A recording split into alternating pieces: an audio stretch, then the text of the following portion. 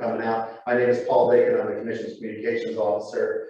I've worked here for 17 years. I serve as our spokesman, Director of Communications, Publications, photographer, graphic designer, webmaster, social media coordinator, gardener, fish caretaker, you name it.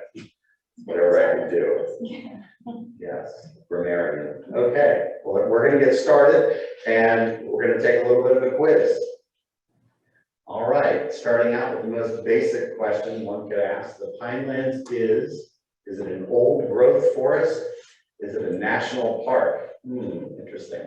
Is it a tree sanctuary? Does that seem possible when we have 500,000 people living here just for trees? Or is it an area that receives special protection? This seems like an easy one, right? What do people think? D? Yes, that is correct. It is an area that receives special protection. And more specifically, here's a map of the Pinelands area and the Pinelands National Reserve. The Pinelands is basically like a mosaic: forest, farms, towns, and it's spread across 7 counties in South Jersey.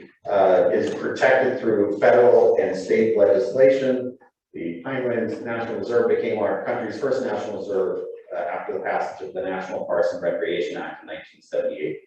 And it covers 1.1 million acres. If you look at this map here, and this is not working very well, but it's the area that also includes the green along with the red. And the area that we're talking about today is the state Pinelands area, because that is the area that the Pinelands Commission oversees. That is 938,000 acres. All right, so how many municipalities are there in the Pinelands area? Is it 564? Notice that it's 564 and not 565. It's my understanding there's 564 towns in New Jersey now. So that I just gave the answer away. And is it 53? Or is it 1.1 million? Didn't we just hear 1.1 million? Not enough. No. The answer is 53. And it's spread out across Atlantic, Burlington, Camden, Cape May, Cumberland, Gloucester, and Ocean County.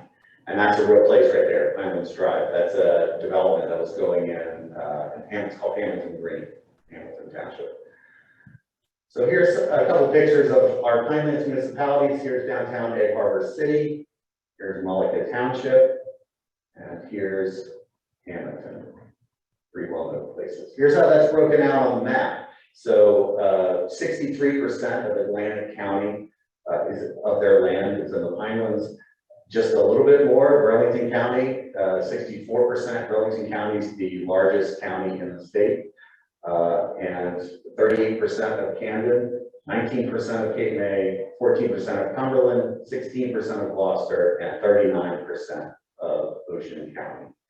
These maps, this map in particular, is available on our website in case you're interested in seeing how it breaks out. So the Pinelands is a major producer of the following crops, and one I'm sure you've enjoyed, hopefully recently. Is it frogberries? Is it crunchberries? That sounds like breakfast. Is it frankenberries? Also another breakfast item potentially. Or is it blueberries and cranberries? Clearly, we know it is blueberries and cranberries. There's some photos of blueberry harvest and cranberry harvest. And these are new figures. New Jersey ranks 3rd in cranberry production in the U.S. All of the production occurs in the Pinelands, and farmers produced 58.8 million pounds in 2021 with a production value of 23 million. The harvest occurs generally in September and October. I'm sure you're probably familiar with the harvest and how it works. They flood the bogs, they use the machine that whips the water, dislodges the berries float, they corral them, and then haul them off to be processed. In that process, those berries do get bruised. Typically, those berries are used for either juice or cranberry sauce. The dry harvested is where you have the fresh berries, which is still done in the Pinelands as well. And New Jersey ranks 5th in blueberry production. Hamilton is known as the blueberry capital. And New Jersey blueberry growers harvested 46 million pounds in 2020. It's the #1 crop in New Jersey. And with a production value of 85 million.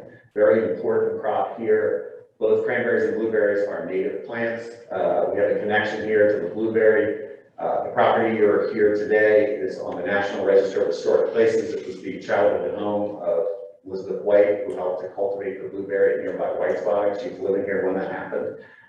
And so we have that connection. All right, Pinelands Commission owns the forest. Do we own the forest? Given some of the phone calls, you would think we do own the forest. Some people say you need to take care of this. There's a mess out here. We need to clean it up. So do we own the forest? Do we find violators? Do we eat frankenberries? There it is again. Or do we implement a plan to protect the Pinelands and its resources? What does anyone think? Do we own the forest? Do we own land? We do not own land. In fact, we do not own any of these buildings we're in now. We don't own any land at all. We don't own state parks and forests. Find violators, we do not have the authority to find violators. And we're going to talk about violations a little bit later on and how we handle those. That's an important distinction. I run our Instagram site and I put that question out there, and more than 90% of the public thought that we can find violators. It's not true. All right, Pinelands Commission implements a plan to protect the Pinelands and its resources. There's an old comprehensive management plan which contains our rules that govern land use development and natural resource protection in the Pinelands. Here's the building you're in now. Our mission is to preserve, protect, and enhance, and to encourage compatible economic and other human activities consistent with that purpose.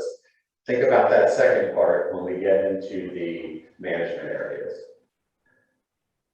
Here's our board. We have a 15-member board. Laura's our chair. There's 7 of them who were appointed by the governor of New Jersey. We currently have 1 vacancy. And then there's representatives from each of the 7 Pinelands counties. Right now we have 1 vacancy in Burlington County. And we have a federal representative, Jonathan Meade, from the National Park Service. The board meets once a month. Typically, it's every second Friday at 9:30 in this building. Our meetings lately have been hybrid, so you can come here or you can watch it on our YouTube channel. All of our meetings are live streamed and recorded and can be viewed at any time. So, board members are unpaid volunteers. That's important. And here's our land capability map, which you might have seen as you walked in. We have a wayside table that talks about this. So the comprehensive management plan establishes 9 land use areas with varying intensities and land uses appropriate for each with permitted uses. Think of it kind of like a zoning map in some ways. And the boundaries are displayed on this map, and then they're implemented to your local zoning that must conform. And we're going to talk about conformance later on. And so here's how it breaks out. The biggest is the preservation area district, which represents 31%. That's this green area in the center. That's the heart of the environment, the Pinelands environment. It's our most sensitive area. It supports diverse plant and animal communities. And no residential development is permitted in that district except for special cultural housing exceptions for property owners by families prior to 1979. And then there's limited opportunities for to develop residential and commercial use. Permitted uses also include berry agriculture, forestry, and low-intensity recreation. And so much of the preservation area is publicly owned, and over 82% has been permanently protected to date. Some examples, and this picture here is an example of Penn State Forest, but Wharton State Forest, Bass River, Brendan Burn are all in the preservation area. The next one is the forest area, which is 257,000 acres. This is very much like our preservation area in terms of its natural resources, its home. It contains a lot of wetlands, which are very valuable and important to the environment, as is our water quality. It also provides suitable habitat for over 135 threatened and endangered plant and animal species that live here. So in that area, clustered housing on 1-acre lots is permitted at an average residential density of only 1 home per every 28 acres. And so let's move on. 58% of the forest area has been permanently protected to date. And some examples include Belle Plaine State Forest down by Mayor Pickleski's area in Woodbine. Makepeace Lake, that's a picture of Makepeace Lake you're looking at, that wildlife management area, Tuckahoe, Wells Mills County Park, and large areas of Atlantic Cape named Cumberland. The next one is the special agricultural production area. This is where you're going to find our berry agriculture that we spoke of earlier. Represents only 4% of the area. The area is sort of in the middle. This is not working very well, but anyway, so this area recognized the importance of cranberry and blueberry industry, the berry industry, the Pinelands economy. And in this area, only permitted residential uses are allowed on farm-related housing on 40 acres and cultural housing exemptions on 3.2 acre lots. There's a picture of the cranberries floating. Other significant properties, which I'm sure you're familiar with, is the Franklin Parker Reserve. That was formerly a huge cranberry farm owned by Garfield DeMarco before it was sold and permanently preserved by the New Jersey Conservation Foundation. And large portions of Woodland, Washington, and Bass River townships are also in the special agricultural area. Next up is our agricultural production area, which is 68,500 acres. This is typically upland field agriculture, such as corn and greenhouses can be found in this area. Farm-related housing is allowed on 10-acre lots and non-farm housing on 40 acres. This region also permits non-residential uses such as agricultural, commercial establishments such as farmers. That's the brown area on the map. You'll note the font color corresponds to the color on the map. Here's a picture of cabbage, I believe, being grown in the agricultural production area, which is concentrated in Atlantic, Burlington, Camden, and Gloucester counties. About 41% of that region has been permanently preserved. Next up is sort of a transitional area, which is in yellow. It looks like honey mustard up there, but it's yellow, I promise. It's about 12% of the state Pinelands area, and it serves as a buffer between the conservation areas we just spoke of and the designated growth areas, which are the ones we're going to talk about in a moment, in orange and purple. And so existing development in that area ranges from low-density single-family homes to retail commercial uses and active recreational uses, such as athletic fields and golf courses.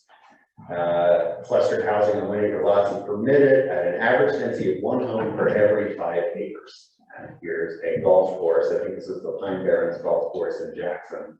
There are a lot of golf courses in the rural development area.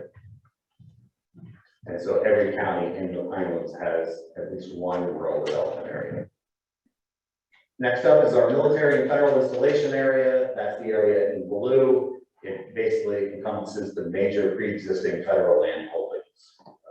And permitted uses are those associated with the function of the bases. And those are the Joint Base nearby here, and then also the Federal Aviation William Hughes Technical Center are the two facilities in that area. So it recognizes what was already here and allows for this information.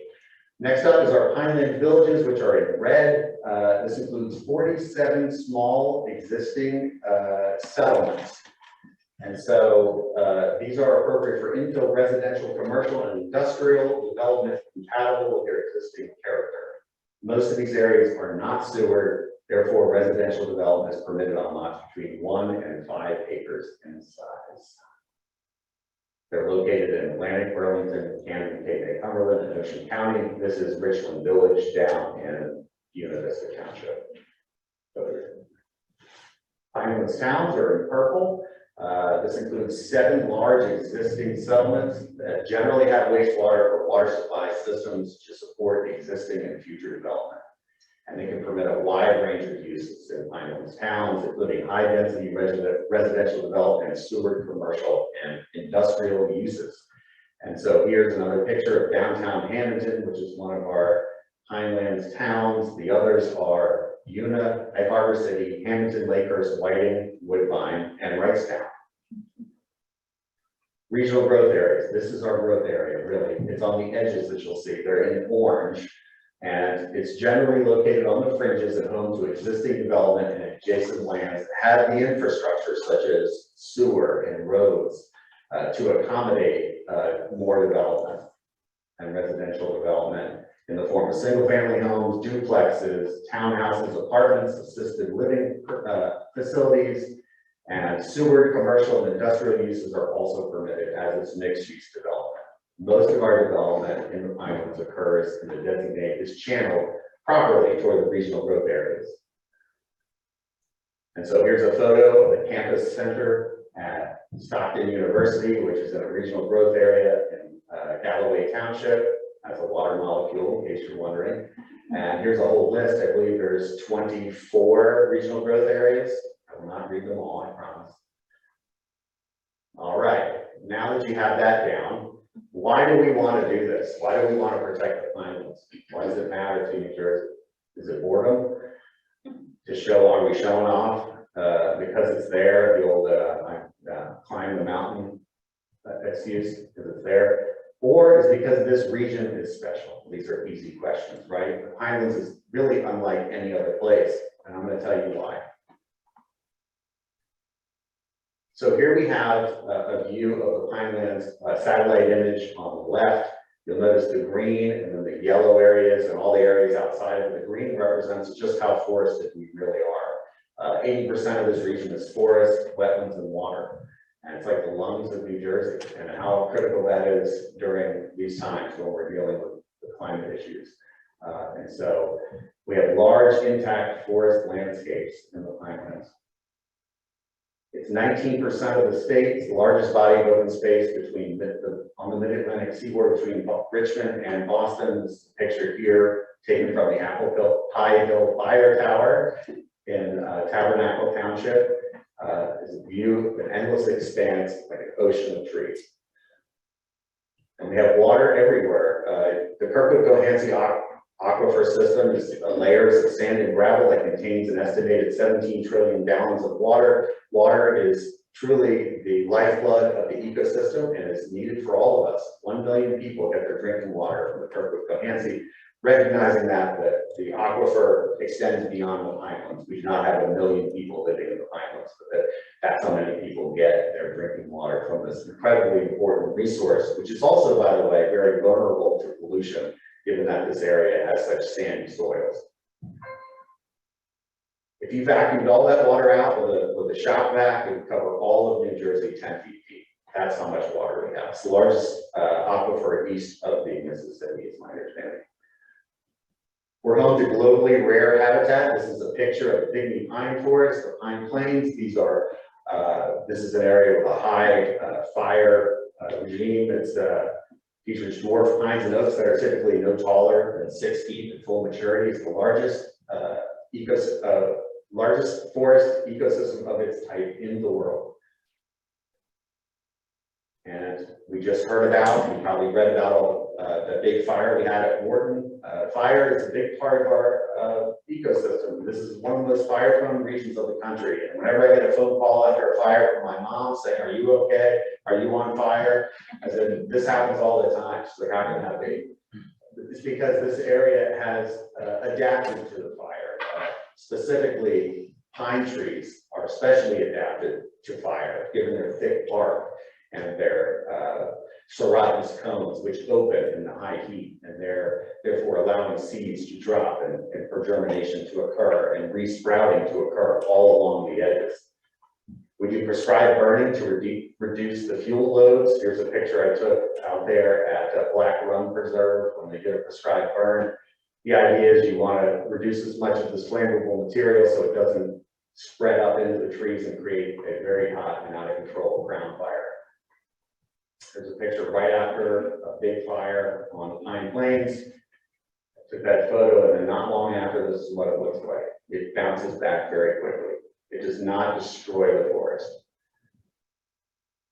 So we are also a botanical treasure. We're home to 850 plant species. This is a photo I took out at Webb's Mill Bog in Lacey Township, which is a public area you can go and check out. It's full of orchids and other beautiful species. I recommend it.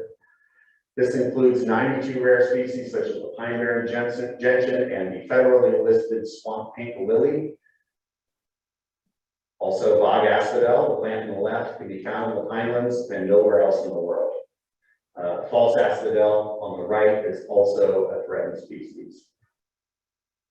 We're home to 27 different types of orchids, and if you're interested, we have a bog garden here on our property that has a number of these species, and one of these orchids is blooming right now, if you want to check it out.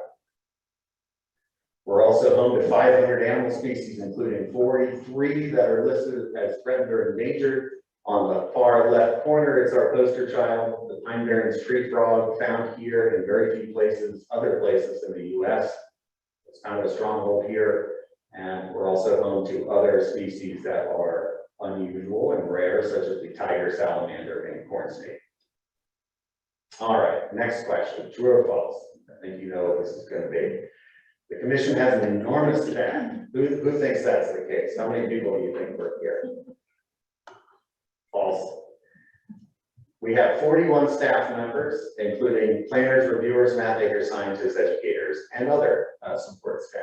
So 41 people to oversee development in 938,000 acres. That's not a huge staff, but we work as hard as we can, and it's important that we work together with the towns, and the towns play a critical role in this whole process. And here's our table of organization. At the top, you have our executive office that's overseen by Sue in the back. And then you have the planning office overseen by Sue in the back. And then you have our information systems not overseen by Sue. So that's Evan Bossett, our business office, Jessica Lynch, you probably met in the receptionist area. Our science office is undertaking numerous research projects. They monitor our water levels and quality. They're doing numerous radio tracking projects of snakes and now box turtles. Communications office, that's my office I oversee. We do the website and events like this. And regulatory programs office, which reviews applications, that's overseen by Chuck Warner in the back. You can wait for us. How long have you been here, Chuck? 3 years, I believe. Oh, sure. Times 10? That's when he's leaving. Yeah. All right, true or false? This is a big one, and this is one I get all the time. I'm responsible for reading all the emails that come in on our info account. And so you can't cut a tree down in the Pinelands without the commission's approval. Who thinks that's true? Because I know I get this all the time. The answer is false. You actually can. It's not something I want to condone, of course, but the clearing of less than 1,500 square feet of land does not require an application to the commission. And we're going to get into more details about this later on in the program with exceptions. So here's a term you're going to hear quite a bit, a certificate of filing. What is that? Is it good for one frog berry? Not that again. Is it good for, is it a reward for doing a good job with your filing? Ooh, an approval for development. And I've heard that a lot. I've got my certificate of filing. I'm good to go. I've heard that from newspapers and reporters and others telling me, well, I got my certificate of filing. I'm ready. Is it none of the above? It is none of the above. A certificate of filing is what you receive from us when you file it, when you have an application for private development.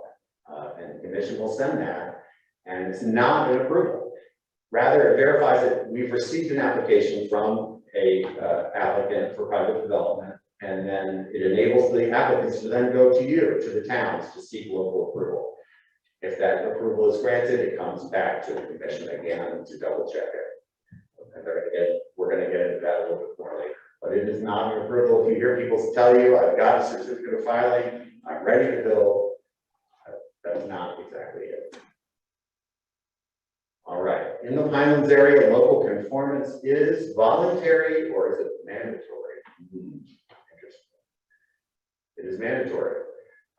Pinelands Protection Act, which is that state act I referred to earlier, adopted in 1979, it requires all 53 towns in the Pinelands and 7 counties with land in the Pinelands to revise their master plan and ordinances to implement the objectives and standards of the Pinelands Comprehensive Management Plan. It's important to note that that conformance process is ongoing because all amendments that you make to your county and municipal master plans and municipal master plans and ordinances that affect the Pinelands only must be reviewed and approved by the commission before they take effect. And we're also going to talk about those that don't affect the Pinelands area and how that's dealt with. All right, true or false? This seems like a very self-serving question from the webmaster. The commission's website is devoid of information. There's nothing on there. I can't find anything. Who put this thing together? I'm gonna say that's false, as someone who spent a lot of time on it, redoing it. And the website contains the comprehensive management plan that I referred to earlier. It is in PDF form. It is fully searchable by keyword and by, it's bookmarked by chapter. That is kept up to date. You can find it on numerous different locations on our website. It is critical that at some point, just kind of check that out, see what's on there. All of our application forms are there, guidance documents, fact sheets, the interactive map we're going to talk about. Our meeting agendas and packets typically go out at least 10 days before the meeting. We send out an email to all the towns with a link to those packets and a link to live stream the meetings. We have maps on there and all of our studies and reports. I put together a photo library and videos, our contact information, all of our minutes from the last at least, I want to say 10 years are there, as well as our resolutions. The approved, signed resolutions are all there. All right, so here's a spade-foot toad looking upset. He has no idea what's going on, I guess. There's no way to find out what the commission is doing. Is that true or false? That is false. Again, self-serving. The commission's website, YouTube channel, Facebook page, Twitter, Instagram. We send out press releases. I highly recommend checking out our monthly management report, which charts the work of the staff from the previous month. We send out a link to all the towns with that management report. It's readily available, broken out by office. And also we have what's called the Pinelands News Alert email mailing list. And you can sign up for that on our website. There's a little spot right down there. Currently we have over 1,300 people signed up for that news alert list. But whenever I send anything out, I send it not just to that, I send it to the towns, the clerks, the mayors, the county clerks, the municipal zoning officers, the construction officials, whoever I have an email address and mailing list for, we continue to increase it. We just added appraisers as a mailing list. So if you know someone who wants or should be on that mailing list, let us know. Either let me know that they should be on the list, or we try to keep up to date on the mailing email addresses that we have. Every year we contact the towns asking for them to update the contact information. Some towns respond right away, other towns it takes a little longer, but we really want to get this information to you. And that is the end of my presentation. I'm going to end it with a sunset in Hamilton. And from there, I'm going to go and introduce Brad Lanoot from our planning office, who's going to talk about the local conformance process. Brad, you want to come up? Sure.